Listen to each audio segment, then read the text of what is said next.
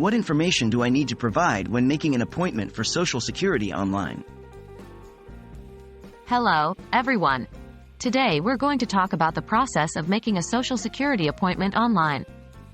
It's a straightforward process, but there are certain key pieces of information that you need to have at hand. This video will guide you through those details. Remember, being prepared will make the process much smoother and faster. What is the basic information required? To schedule an appointment with the Social Security Administration, SSA, you're going to need some basic personal details.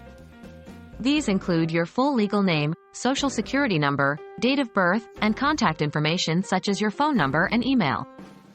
The SSA will use this information to confirm your identity and reach out to you.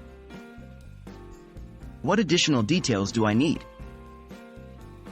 In addition to your basic personal information, you'll also need to provide details about the reason for the appointment.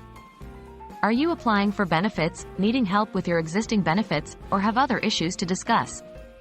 The more specific you can be about the purpose of your appointment, the better the SSA can prepare to assist you. You'll also need to provide any relevant documentation related to your appointment purpose. For example, if you're applying for disability benefits, you might need medical records. Be prepared to provide information about these documents, though the actual documents themselves will be submitted later, not during the appointment scheduling process. What if I need special accommodations? If you require special accommodations, such as a sign language interpreter or other accessibility requirements, be sure to provide this information when you're scheduling your appointment. The SSA is committed to making their services accessible to everyone, but they need to know in advance to prepare the necessary resources. That wraps up our guide on making a Social Security appointment online. The process is straightforward once you know what information you need to provide, your basic personal details, reason for the appointment, and any special accommodations you might need.